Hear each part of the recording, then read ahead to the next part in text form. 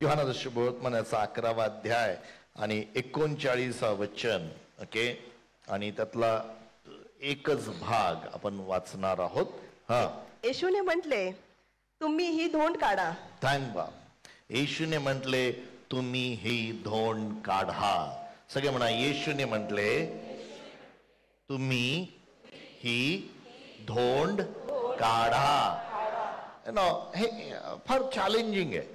Okay, जर तुम्ही याचा विचार केला, ह्या ठिकाणी ही जी घटना आहे, लाजार मरण पावलेला आहे. तुम्हाला ही स्टोरी माहित आहे की बेथानी नावाचं गाव आहे. त्या बेथानी गावामध्ये येशू ख्रिस्त होता. बेथानीमध्ये येशू ख्रिस्त आल्यानंतर दरवेळेस मार्था, मरिया आणि लाजरस यांच्या घरी राहायचा. आणि त्या ठिकाणी राहिल्यानंतर त्या ठिकाणी असं दिसतं की येशू ख्रिस्ताला इथं धोंडमार झालेली आहे. लक्षात ठेवा प्रियानो, येशू ख्रिस्त काही अशा गोष्टी आहेत की ज्या पूर्ण डिटेलमध्ये लिहिलेल्या नाही आहेत, पण येशू ख्रिस्ताला त्या ठिकाणी धोंडमार करत होते असं त्याच्या शिष्यांच्या त्या वक्तव्यावरून दिसत आहे. आणि त्या ठिकाणी धोंडमार झालेली असताना तो तिथून निघून दुसरीकडे गेलेला आहे. आणि त्याला एक बातमी आली की बाबा तुझा मित्र लाजरस हा आजारी आहे. आणि तो आजारी होता. ओके, आणि मग येशू ख्रिस्त तिथं काही दिवस राहिल्यानंतर आपल्या शिष्यांना म्हणतो, चला आपण जाऊया, आपण लाजराला आपण उठूया, कारण तो झोपी गेलेला आहे. काय झालेला आहे? फार चॅलेंजिंग स्टेटमेंट प्रियांनो. प्रभू येशू ख्रिस्ताचे जे वक्तव्य आहेत ना, त्याचा तुम्ही अभ्यास करायला पाहिजे. कारण जे येशू बोलला ते तुमच्या माझ्या जीवनातला विश्वास असला पाहिजे. काय असला पाहिजे? पहा, येशू म्हणाला लाजर झोपी गेलेला आहे. बऱ्याच वेळा मृत्यूला आम्ही जे पाहतो, मृत्यूकडे जे काही पाहतो, आम्ही मृत्यूला बरेचसे ख्रिस्ती असू देत आणि जगातले प्रत्येक जण भयात मध्ये जीवन जगतात. पण जेव्हा येशू ख्रिस्त त्या मृत्यूकडे बघतो, त्याला तो म्हणतो, काय म्हणत आहे? तो झोप आहे. कसली दीर्घ झोप आहे, एक मोठ्या काळाची झोप आहे. हालेलुया. तो झोपी गेलेला आहे. आणि मला आनंद होतो मी तिथं नाहीये. आपण जाऊन त्याला उठूया, आपण त्याला जाऊन त्या झोपेतून उठूया. Hallelujah, praise the lord. शिष्यांना ते समजलं नाही. ते त्यांचे डोके फिरले. अरे काय हा म्हणतो, आता तिथं होता, आपल्याला धोंडमार होती, आता हा म्हणतो आपण जाऊया, तिथं जाऊन आपण त्याला प्रभूजी तो झोपला असेल तो उठेल ना. बरेचसे शिष्य नाही का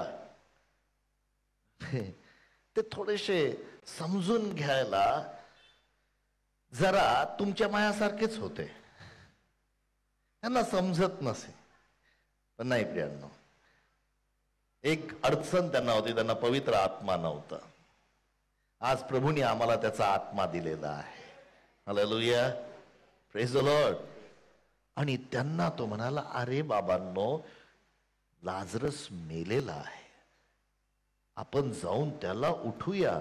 एक जण म्हटला, चला आता आपण जाऊन त्याच्याबरोबर मरूया. आणि दॅट्स बिग बिग बिग हे अरे जाऊन त्याच्याबरोबर मरूया. माझ्या भावानो बहिणीनो, आज तुम्हाला मी एक गोष्ट सांगतो. एक दिवस आमचा येशू येणार आहे आणि जे दीर्घकाळ झोपी गेलेले आहेत त्यांना तो त्या मरणातून जिवंत करणार आहे. Hallelujah, hallelujah. कारण तोच पुनरुत्थान आणि जीवन आहे. ह्या जगामधलं सर्व जगातले लोक त्या मरणाच्या भयाने, त्या बंधनामध्ये आहेत. सैतानाने त्यांना बंधनात ठेवलेलं आहे. पण प्रभूची स्तुती असो, तुम्हाला मला त्याने त्या मरणाच्या भयातून मुक्त केलेलं आहे. हालेलुया. माझ्या भावानं बहिणींनो, या वचनांमध्ये तो तिथं आला. आणि मग मार्था आणि मरिया बद्दल मला काही गोष्टी बोलू द्या. मला असं वाटतं, मार्था, मरिया आणि लाजरस हे तिघ ज्या परिवारात होते, कदाचित त्यांना आई वडील नाहीये. येशू वारंवार त्यांच्या घरी राहत होता. पण मार्था, मरिया आणि लाजरस हे एक श्रीमंत घरातले लोक होते. दे वर व्हेरी व्हेरी रिच पीपल.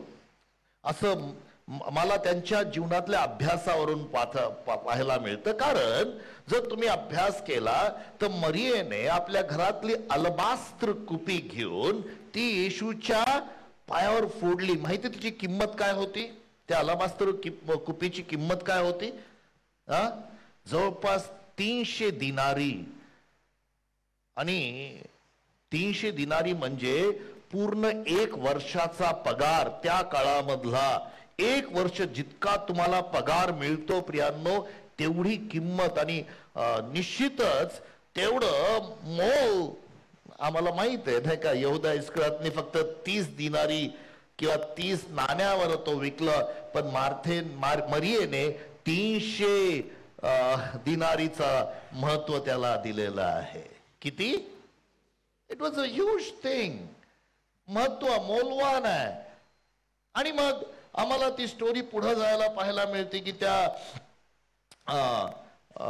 येशू ख्रिस्त त्या बेथानी गावामध्ये आला. मार्था पळत त्याच्याकडे आली आणि मग मार्थाचं आणि येशूचं संभाषण चालू आहे. आणि मार्था येशू सांगती बोलते, प्रभूजी तू इथं असला असता तर किती बरं झालं असतं, माझा भाऊ मेला नसता.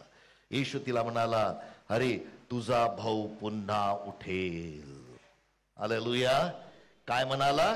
मला आवडेल ते वचन, ते जो शब्द आहे ना तो वाचायला. कारण येशू तिला म्हणाला, योहान 11:23, योहान 11:23, योहान 11:23. येशूने तिला म्हटले, तुझा भाऊ पुन्हा उठेल. तुझा भाऊ पुन्हा उठेल. हालेलुया. Praise the Lord. 4 दिवस झालेले आहेत. भाऊ मरण पावलेला आहे, त्याला कबरेत ठेवण्यात आलेला आहे. पण येशू तिला हे म्हणत आहे, तुझा भाऊ पुन्हा उठेल. प्रियांनो, तुमचा आणि माझा विश्वास याच्यावरच आहे की आमच्यासाठी प्रभू येशू ख्रिस्त मरणातून जिवंत झाला आणि त्यामुळं आमच्यावर मृत्यू राज्य करणार नाही. आमेन. मार्थाला विश्वास होता, पण माहित आहे पुनरुत्थानाच्या वेळेस तो निश्चित उठणार आहे. पुनरुत्थान होणार आहे. पुनरुत्थान होणार आहे. मला माहित आहे प्रियांनो, आज मी तुम्हाला सांगतो, हा आमचा विश्वास फार स्ट्रॉंग असला पाहिजे की येशू ख्रिस्तच पुनरुत्थान आणि जीवन आहे. आणि जो कोणी येशू ख्रिस्तावर विश्वास ठेवतो तो मेला असला तरी जगणार आहे. हालेलुया. आणि जो कोणी येशूवर विश्वास तो कधीही मरणार नाही. Praise the Lord. आणि मग ज्या वेळेला हे वचन आणि येशूचे शब्द आमच्या हृदयात आणि आमच्या मनामध्ये असतात प्रियांनो, ती मरणाचं भय आमच्या जीवनाला सोडून निघून जातं. Praise the Lord. मार्था आणि मरियेचं संभाषण चालू आहे. मग नंतर मरिया पण आली. मार्था आणि येशूचं संभाषण. मग मरिया पण आली, तिने ते शब्द वापरले. मग त्या ठिकाणी येशू रडला आणि मग त्यांनी प्रश्न केला, ह्याला कुठं ठेवलेलं? आणि मग ते त्या ठिकाणी आले ज्या ठिकाणी, त्या ठिकाणी काय होती? ती कबर होती. काय होती ती? कबर. आता ही कबर प्रियांनो, मला परत ह्या कबरीबद्दल थोडस तुम्हाला सांगू द्या. आणि ही कबर एका गुहेसारखी होती. गुहा होती. तुम्ही या ठिकाणी ती धोंड पाहताय ना, समोर तुमच्या समोर चित्र आहे बघा. ओके, तुम्ही ते चित्र ह्याच्यावर पण दाखवा. ओके, मला दाखवलं नाही तरी चालते, चित्र दाखवा की त्या ठिकाणी कबर आहे की त्याच्यासमोर मोठी धोंड लावलेली आहे. आणि मला तुम्हाला सांगू दे की जुन्या म्हणजे यहुदी काळामध्ये फक्त श्रीमंत लोकच अशा गुहेमध्ये ते गुहे विकत घ्यायचे आणि आपल्या परिवाराची ती कबर ठेवायचे. ओके, तुम्हाला माहिती आहे येशू ख्रिस्ताला देखील एका कबरेत ठेवले होते. ती कुठली होती? श्रीमंताच्या. म्हणून आम्ही पाहतो की लाजर हा एक श्रीमंत व्यक्ती. लाजर, मार्था, मारिया हे एक श्रीमंत परिवारामधले होते.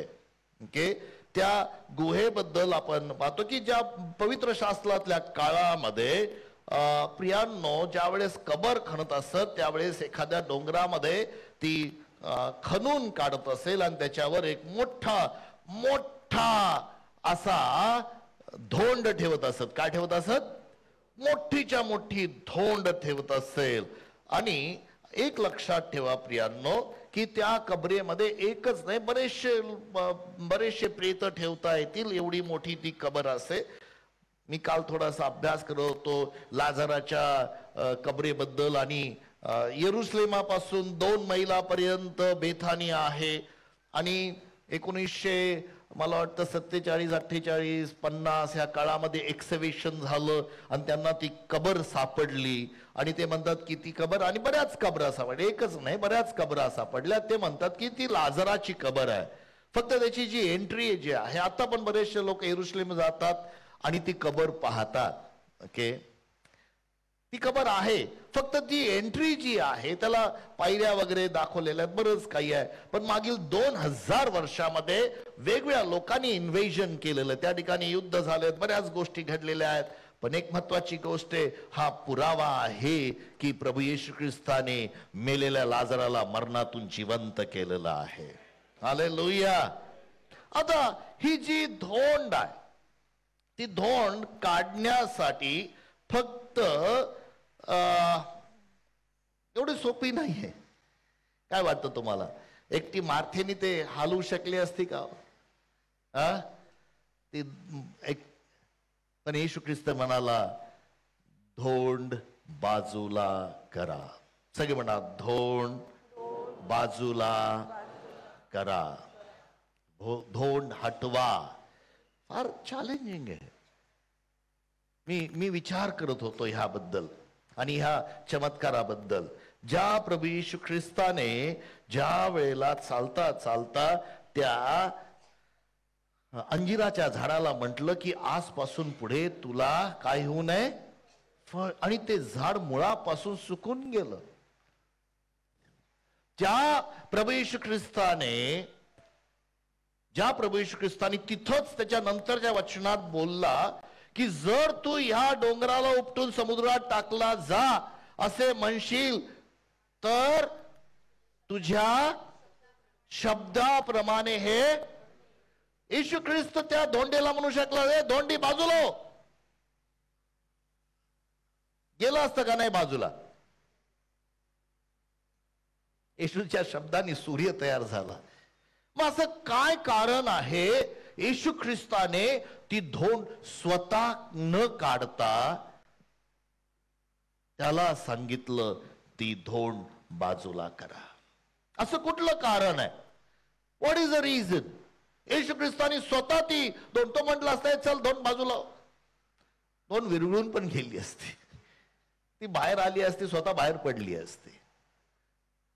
पण प्रियांनो, आज मी तुम्हाला एक गोष्ट सांगतो, फार महत्वाची गोष्ट. ह्या घटनेतून तुम्हाला मला जे शिकायचं आहे, मला सांगू दे, प्रभू येशू ख्रिस्त तुमच्या आणि माझ्या जीवनामध्ये तेव्हा चमत्कार करतो. म्हणजे परमेश्वर जो चमत्कार करतो तो हा दरवेळेस विथ तुमच्या आणि माझ्या सहकार्याशिवाय त्या करू शकत नाही. तुमच्या सहकार्याशिवाय येशू ख्रिस्त चमत्कार करू. सगळे म्हणा, माझ्या सहकार्याशिवाय येशू चमत्कार करू शकत नाही.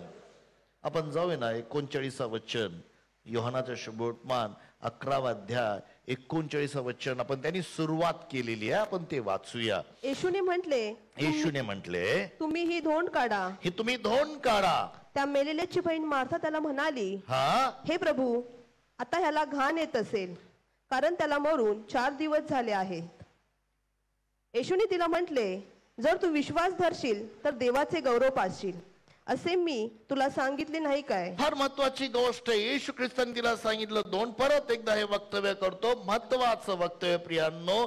प्रभू येशू ख्रिस्त फक्त एकटा चमत्कार करत नाही, त्याची इच्छा आहे त्या चमत्कारामध्ये आम्ही सहभागी व्हायला पाहिजे आणि आमचा विश्वासाचा प्रतिसाद त्याला असला पाहिजे.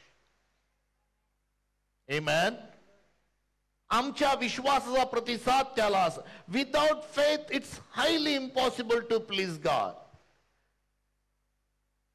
हे शक्य होतं, चल धोंड बाजूला हो, बाजूला झाली असती. मी स्वतः करतो तुमच्यासाठी.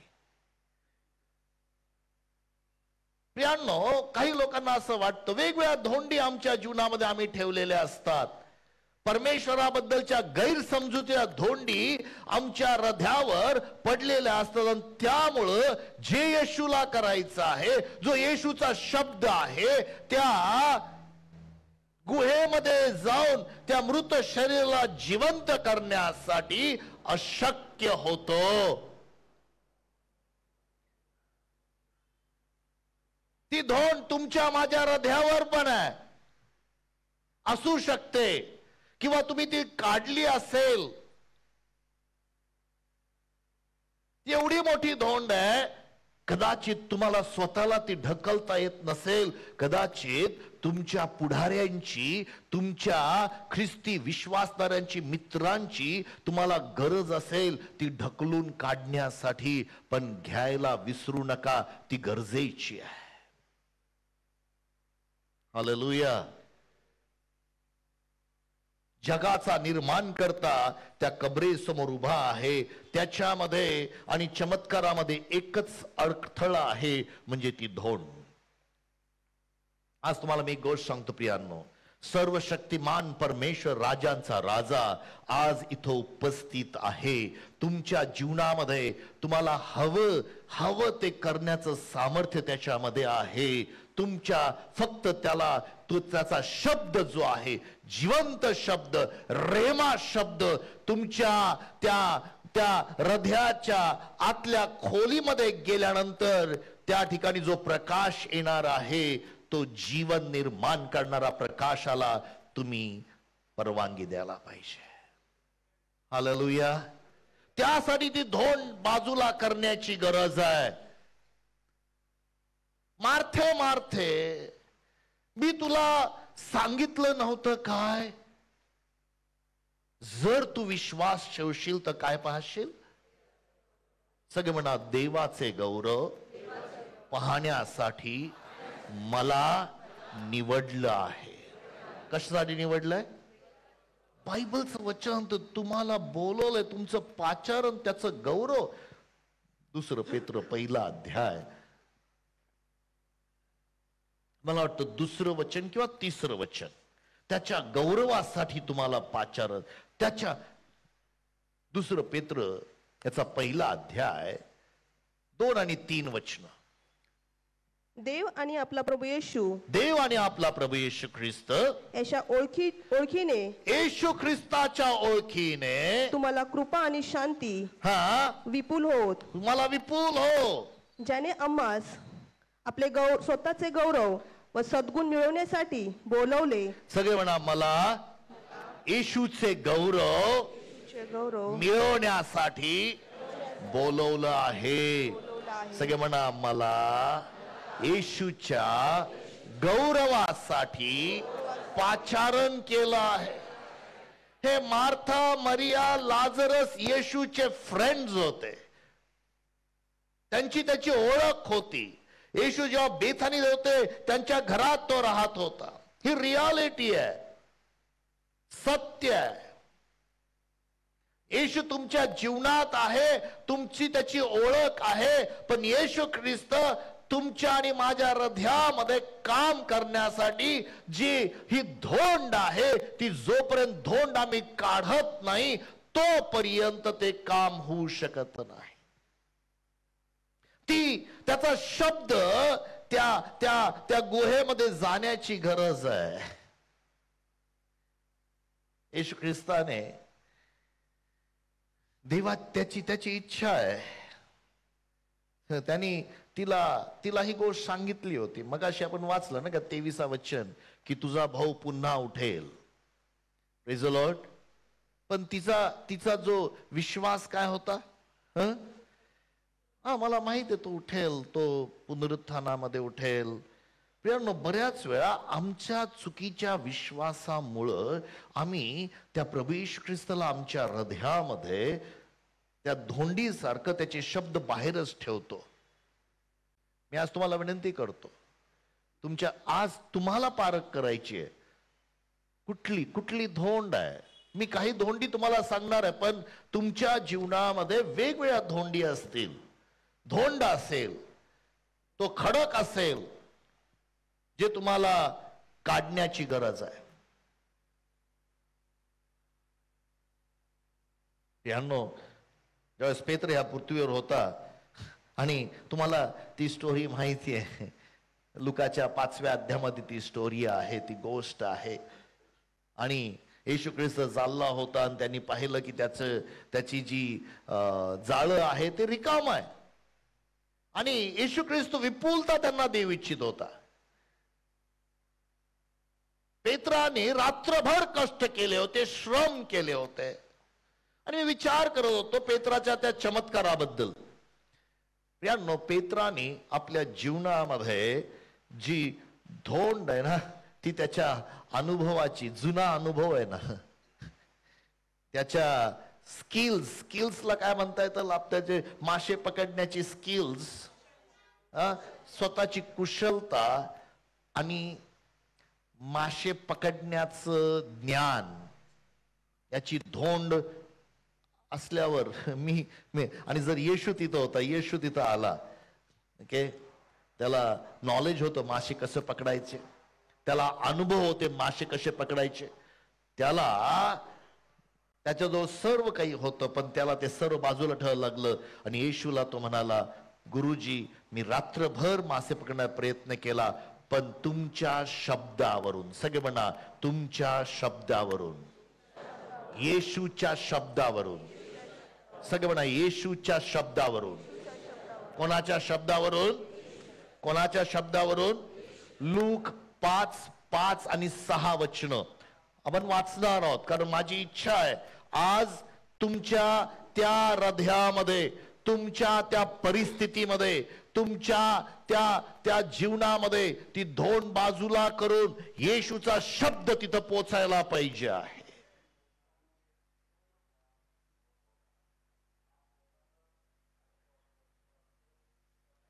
लुकाचं शुभवर्तमान 5वा अध्याय 5 आणि 6 वचन. तेव्हा शिमोनाने त्याला उत्तर देऊन म्हटले, हे गुरु, आम्ही सारी रात्र कष्ट करून काही धरले नाही, तरी तुझ्या शब्दावरून मी जाळी खाली टाकतो. तुझ्या शब्दावरून मी जाळी खाली टाकतो.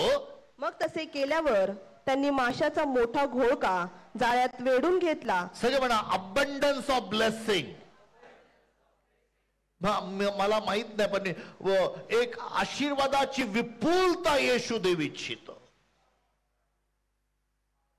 पण कधी कधी आमच्या जीवनावर, आमच्या मनावर, आमच्या हृदयावर आमच्या जुन्या अनुभवाची धोंड पडलेली असते. आमच्या स्वतःचं ज्ञान मला माहिती होणारच नाही, हे अशक्य आहे, मी ज्या लोकांना हे होणारच नाही. अरे म्हणतो, तू काय देव परमेश्वर आहेस का? माझ्या भावानं बहिणींनो, आज जर तुम्ही इथं आलेला आहात, तुम्हाला विनंती करतो, तुमचे सर्व बाकीचे अनुभव काढून टाका. येशूच्या शब्दाला तुमच्या हृदयामध्ये मोकळीकता द्या, त्या परिस्थितीला मोकळीकता द्या. देव परमेश्वर महान आणि अद्भुत काम करणार आहे. हालेलुया. कारण फक्त त्या लाजराच्या त्या कबरेच्या बाहेर येशू उभा होता आणि त्याने फक्त हाक, लाजरा बाहेर ये. आणि तो लाजर प्रेत वस्त्र बांधलेला बाहेर आला. आणि जर तुम्ही ती लाजराची कबर आत्ता पाहिली, मला वाटत नाही त्यावेळेला तशी असेल. त्या लाजराच्या कबरेत जाण्यासाठी जवळपास 14 का 18 पायऱ्या आहेत. जी कबर अशी आहे, तिथं प्रवेश करायला एक छोटासा रस्ता आहे. आणि मी विचार करत होतो की हा लाजरस हातपाय बांधलेला कसा, तो तसा नाही आला. प्रियांनो, येशूच्या शब्दांनी तो बाहेर उडून आला, असा माझा पूर्ण विश्वास आहे. It was just the word. आणि आज तुम्हाला सांगतो, येशूचा शब्द सामर्थ्याने भरलेला आहे. सगळे म्हणा, येशूचा शब्द सामर्थ्याने भरलेला आहे. माझ्या भावानो बहिणींनो, तो शब्द, पण त्यासाठी जी अडखळण आहे, अनुभवाची अडखळणं. प्रभू मी रात्रभर प्रयत्न केला, मला माहिती आहे मासे कसे पकडायचे. हे ऐका प्रियांनो, जर येशूच्या शब्दाला आज मला माहित नाही तुमच्या हृदयामध्ये, मार्थाच्या हृदयामध्ये एक अडचण होती, तो म्हणजे अविश्वासाची धोंड. सगळे म्हणा अविश्वासाची धोंड. मार्था म्हणाली प्रभूजी 4 दिवस झालेत. किती दिवस? युज्युअली यहुदी लोकांमधला हा विश्वास आहे. दिस इज द फेथ. हा विश्वास यहुदी लोकांचा, फेथ ऑफ ज्यूज, की 3 दिवस तो मनुष्याचा प्राण तिथं फिरतो. ओके, आणि मग 4थ्या दिवशी म्हणजे तो 3 दिवसानंतर प्राण निघून जातो. यहुदी लोकांचा विश्वास. नाही, आमचा तसा विश्वास आहे का? पॉल काय म्हणतो? मी इथून सुटून प्रभूकडे जावं. हालेलुया. येशू ख्रिस्तानी काय सांगितलं? आज तू माझ्या बरोबर. मग 3ऱ्या दिवशी, 3रा दिवस कशाला हो मला माहित नाही. रूढी परंपरा. तुम्ही रूढी परंपरा पाडून माझ्या वचनाचा काय करता? नाही प्रियांनो, we should not do that. देवाच्या वचनाचा आम्ही सन्मान करायला पाहिजे. माझा भाऊ, माझा वडील, माझी आई ज्या वेळेस सुटली ती प्रभूच्या सानिध्यामध्ये आहे. Hallelujah, praise the Lord. त्या ठिकाणी त्या मार्थेचा विश्वास होता, तर 4था दिवस झाली दुर्गंधी सुटली असेल. आम्ही त्याला भरपूर मसाला लावला, पण मसालाचा वास फक्त 3 दिवसच राहतो. अत्तर 3 दिवसच टिकतं, त्यापेक्षा जास्त टिकत नाही. आता भयंकर दुर्गंधी येत असेल, प्रभू त्याचं शरीर सडलं असेल, आणि प्रभूला हे दाखवायचं होतं की मी जो परमेश्वर आहे, मी कशी परिस्थिती असो त्यातून जीवन निर्माण करणारा दे परमेश्वर. हालेलुया. मार्थे तुला सांगितलं ना, असंच म्हटलं ना 39 वचनामध्ये. ती काय म्हणाली 39 वचनामध्ये? येशूने म्हटले, तुम्ही ही धोंड काढा. त्या मेलेल्याची बहीण मार्था त्याला म्हणाली, हे प्रभू, आता त्याला घाण येत असेल, कारण त्याला मरून 4 दिवस झाले आहे. येशूने तिला म्हटले, जर तू विश्वास धरशील तर 4 दिवस झालेले आहेत. अविश्वास. पण अविश्वासामध्ये माझ्या भावानं बहिणीनो, ही एक चॅलेंजिंग गोष्ट आहे की जो अविश्वास आहे तो आमच्या हृदयात, आमच्या जीवनामध्ये राज्य करतो. आणि अविश्वास ही एक आमची नैसर्गिक, अविश्वास एक नैसर्गिक गोष्ट आहे. ही आमच्या देहामध्ये आहे. मला वाटतं मत्ताच्या 17व्या अध्यायामध्ये येशू ख्रिस्त 19व्या वचनापासून काही गोष्टी आपल्या शिष्यांना समजावून सांगत होता. मला वाटतं त्या 17व्या अध्यायामध्ये येशू ख्रिस्ताने एका भूतग्रस्त मुलाला बरं केलं, जे त्याचे शिष्य बरे करू शकत नव्हते. त्याचे शिष्य त्याला बरे करू शकत नव्हते. आणि ते शिष्य त्याला येऊन प्रश्न विचारले, गुरुजी, आम्ही हे भूत का काढू शकलो नाही? वाचा ना 19व्या वचनापासून पुढे 17वा अध्याय, मत्ताचं शुभवर्तमान 17वा अध्याय. नंतर शिष्य एकांती येशू जवळ येऊन म्हणाले, आमच्याने त्याला काढवले नाही. आम्ही का काढू शकलो नाही या भूताला? तेव्हा त्याने म्हटले, तुमच्या अविश्वासामुळे. कशामुळे? अविश्वासाची धोंड असते ना. येशूचा शब्द तुम्ही किती वाचा, दिवस रात्र वाचा, तुम्ही काही करा, ते तुमच्या हृदयात. काही लोकांना म्हणजे अजून एक गोष्ट आहे, बऱ्याचशा लोकांना असं वाटतं मी प्रभू समोर रडत बसलो, मी रडत बसले म्हणजे माझा प्रभू ऐकणार आहे. नाही प्रिया, तुमच्या भावना नव्हे, परमेश्वर फक्त तुमच्या विश्वासाचा सन्मान करतो. परमेश्वर माझे अश्रू पाहिल. माझ्या भावांनो बहिणींनो, पवित्र शास्त्रामध्ये आम्हाला पाहायला मिळतं, निश्चित परमेश्वर तुमचे येऊन अश्रू पुसणारा आहे, पण परमेश्वर विश्वासाचा सन्मान करणारा आहे. आणि म्हणून बरं वाचा पुढं, तुमच्या अविश्वासामुळं. कारण मी तुम्हास खचित सांगतो की जर मोहरीच्या दाण्या एवढा विश्वास तुम्हास असला तर, फार मोठा नाही, छोटासा मोहरीच्या दाण्या एवढा असला तर तुम्ही या डोंगराला येथून तिकडे सर असे म्हटल्यास तो सरेल आणि तुम्हाला काहीच अशक्य होणार नाही. कोणाला काही अशक्य होणार नाही? कोणाला? सगळे म्हणा विश्वास धरणाऱ्याला. सगळे म्हणा विश्वास धरणाऱ्याला काहीच अशक्य होणार नाही. तुम्हाला प्रियांनो देवाची क्षमता देऊन ठेवलेली आहे. तुम्हाला मला परमेश्वर म्हटला की ऐका, मनुष्याला अशक्य, देवाला सर्व काही शक्य आहे. आता वेळ नाही आपला जो, पण ते वचन मी नाही तुम्हाला फक्त वचन रेफरन्स सांगतो. हे मार्क 10:27 मध्ये आहे. तुम्हाला अशक्य, देवाला सर्व काही शक्य आहे. विश्वास ठेवणाऱ्याला सर्व काही शक्य आहे.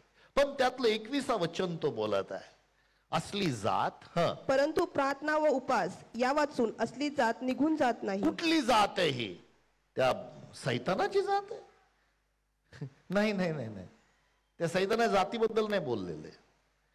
काही काही काही लोकांना असं वाटतं की उपासन प्रार्थनेने भूत निघतात. त्यांनो भूत फक्त प्रभू येशूच्या नावाने निघायला पाहिजे. हालेलुया. कशाच्या नावाने? येशूच्या. बायबलचं वचन सांगतं, जे माझ्यावर विश्वास ठेवतात माझ्या नावाने भूते काढतील. हालेलुया. या जगामध्ये असा कुठलाही भूत आणि सैतान नाही की जो येशूच्या नावापुढे गुडघा टेकणार नाही. प्रिया, येशूचं नाव सर्व शक्तिमान नाव आहे. हालेलुया.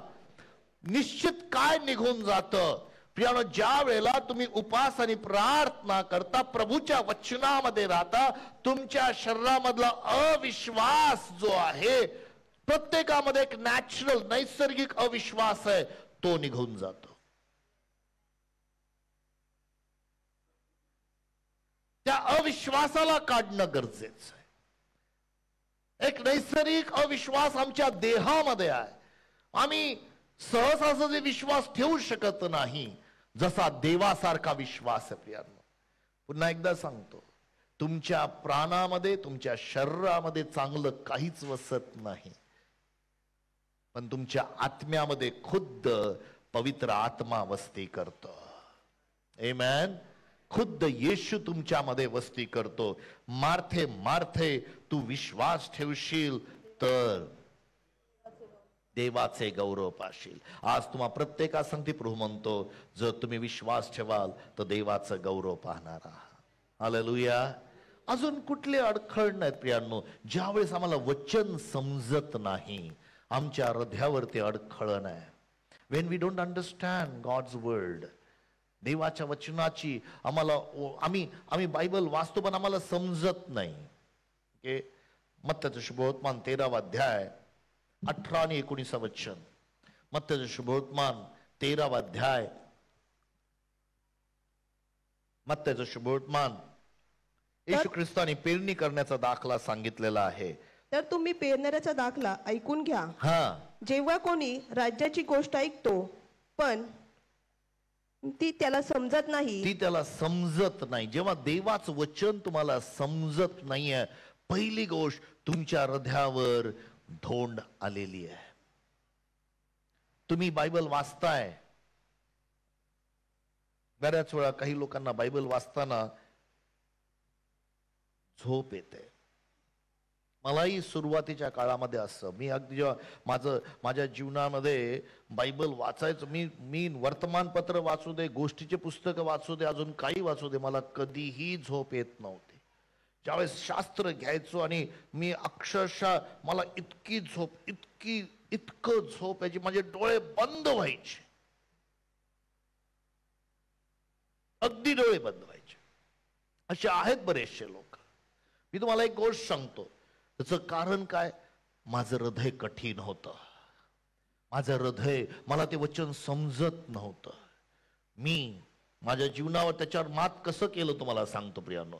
मी उभं राहून बायबल वाचायला लागलो. मी चालत चालत बायबल वाचायला लागलो. मी म्हटलं मी नाही सोडणार. मला माहित आहे ह्या पवित्र शास्त्र हे 52 कशी सोन्यापेक्षा इष्ट आहे. हे जर मी माझ्या हृदयामध्ये ठेवलं तर मी यशस्वी होईल, मी समृद्ध होईल, मी निरोगी राहील. हे वचन माझ्या जीवनासाठी आशीर्वाद आहे. हालेलुया.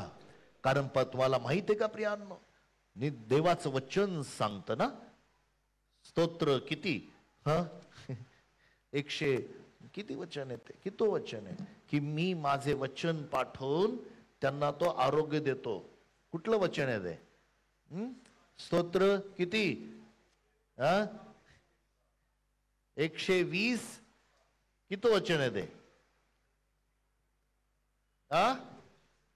अरे मास्टरांना एकट्याला सगळे वचन पाठ कशाला पाहिजेत? कुठलं वचन आहे ते? स्तोत्र.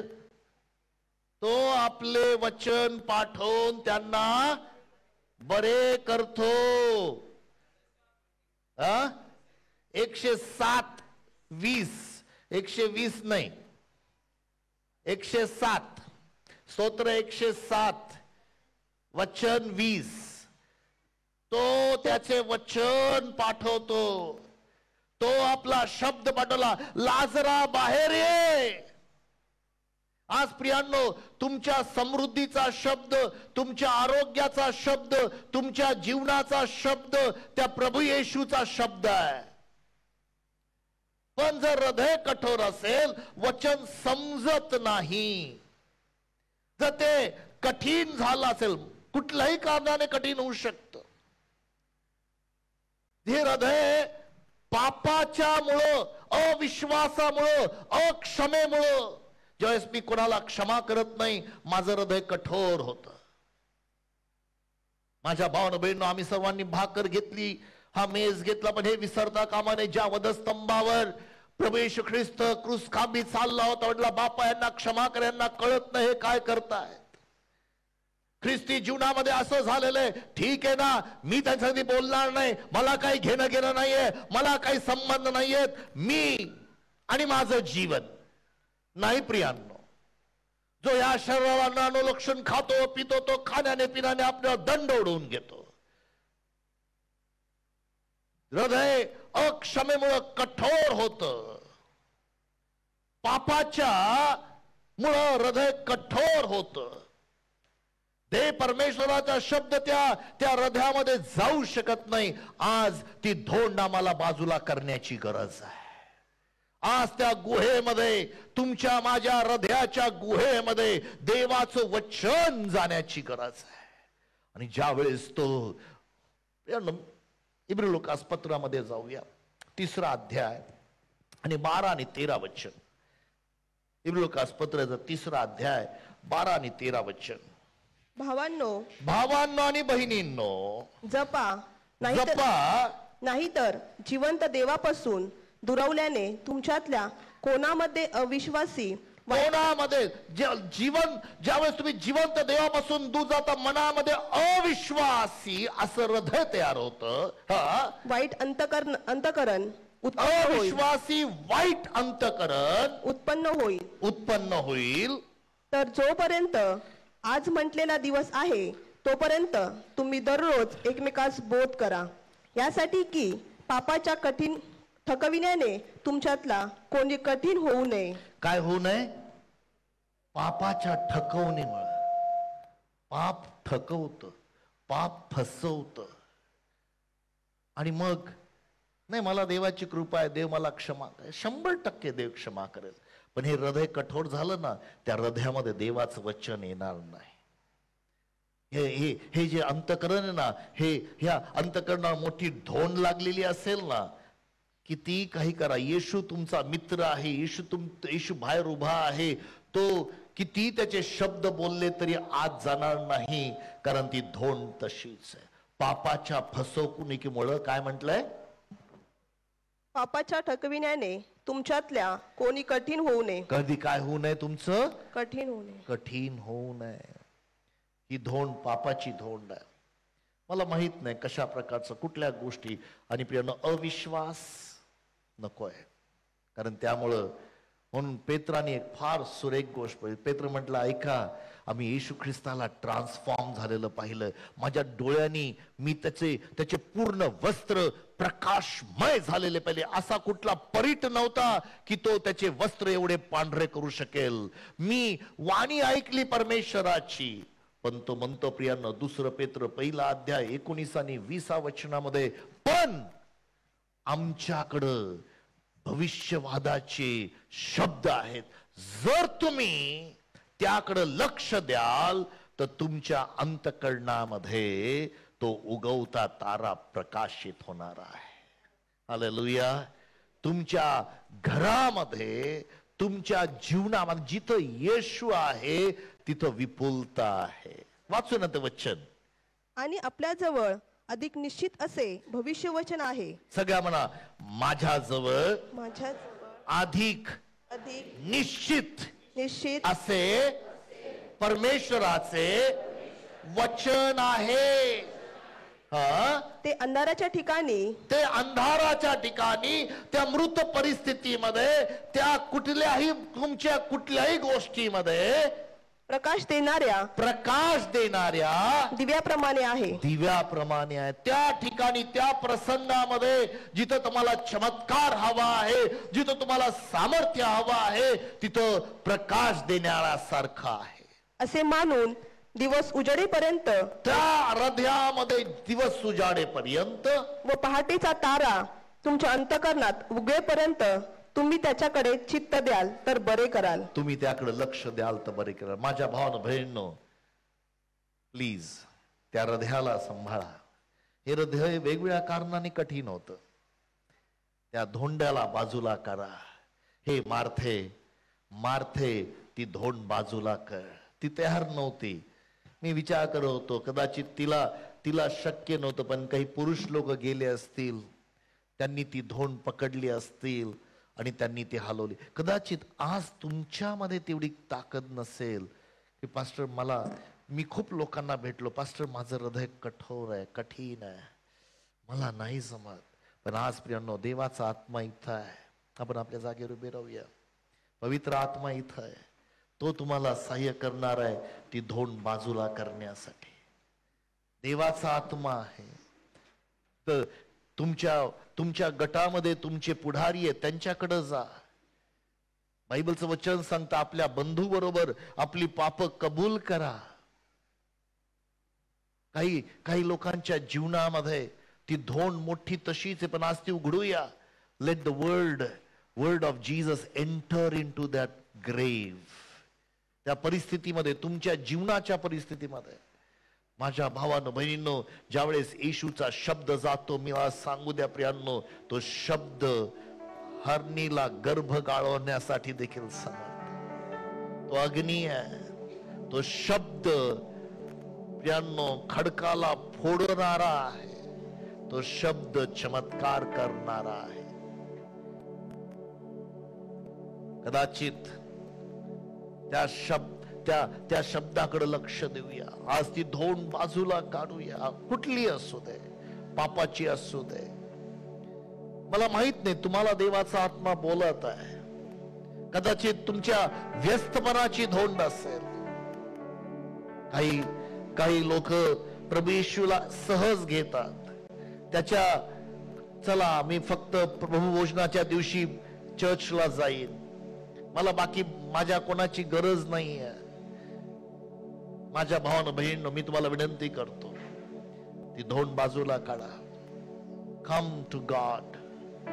मला माहित नाही, समाजाची भिंती धोंड आहे, मोबाईलची धोंड आहे, कुठल्या पापाची धोंड आहे, चुकीच्या मैत्रीची धोंड आहे. कुठली धोंड आहे की ज्यामुळे देवाचं वचन, देवाचा शब्द त्या आतमध्ये येऊ शकत नाही. Let us remove that. त्याचा शब्द जीवन देणारा आहे. प्रभू, तुमच्या शब्दाप्रमाणे मी करतो. आणि माझ्या भावांनो, बहिणींनो, आज प्रभू परमेश्वर काही लोकांना कर्जातून मुक्त करत आहे.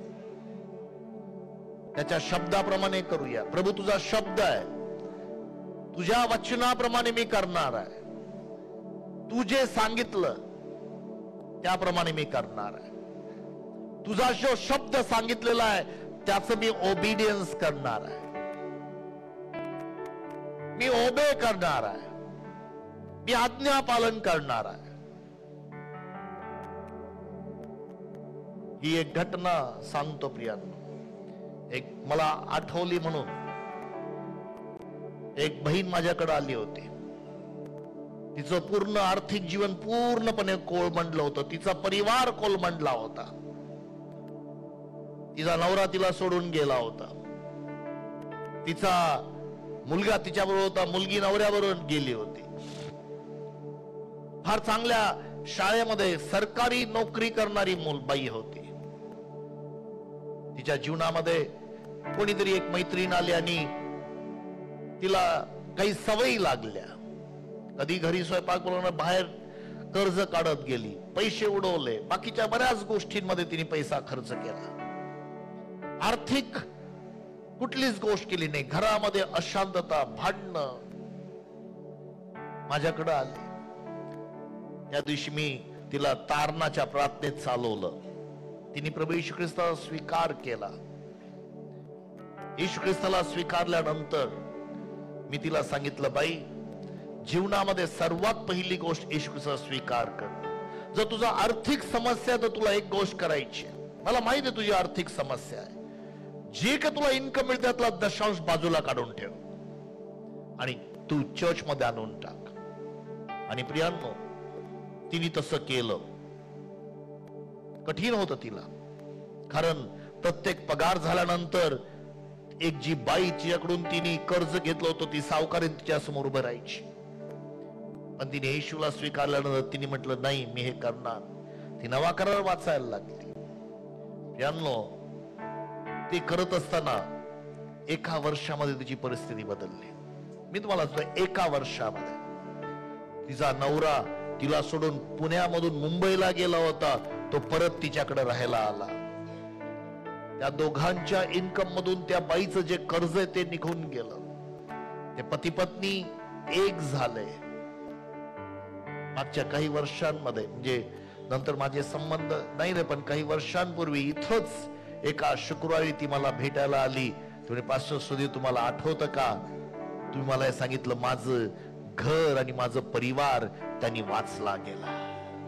माझ्या भावना बहिणींनो, प्रभू येशू ख्रिस्त हा नाश करणार नाही, जीवन देण्यासाठी आलेला आहे.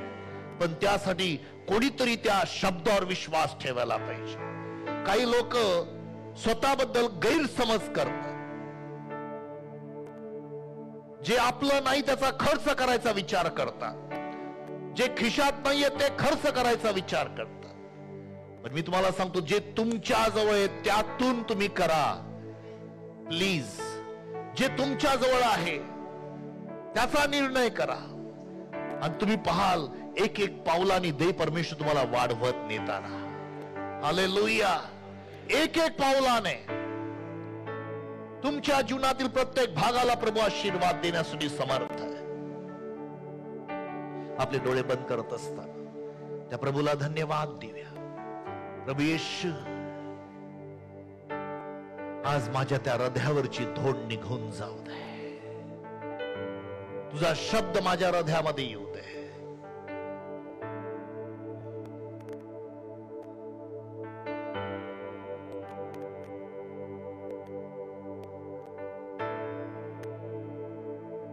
पवित्र आत्मा, थँक्यू.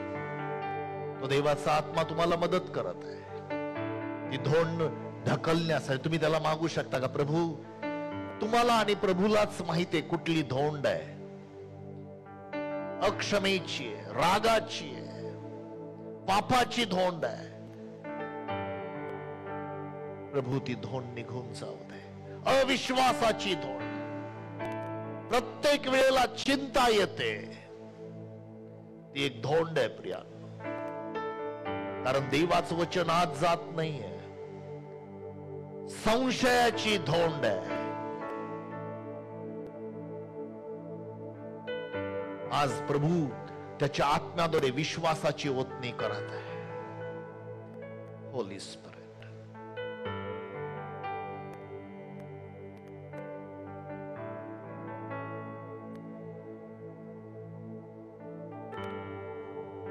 डोळे बंद केल्यानंतर काही जणांच्या डोळ्यासमोर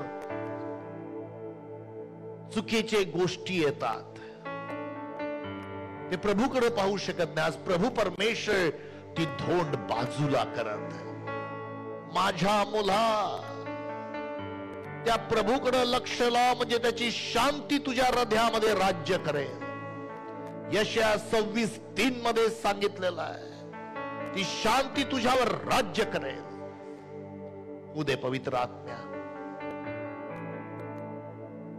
त्याच्या जवळ येऊया प्रियांनो. आज येशूच्या जवळ येऊया, त्या प्रभू येशूच्या जवळ आपण येऊया. आपलं समर्पण त्याला करू.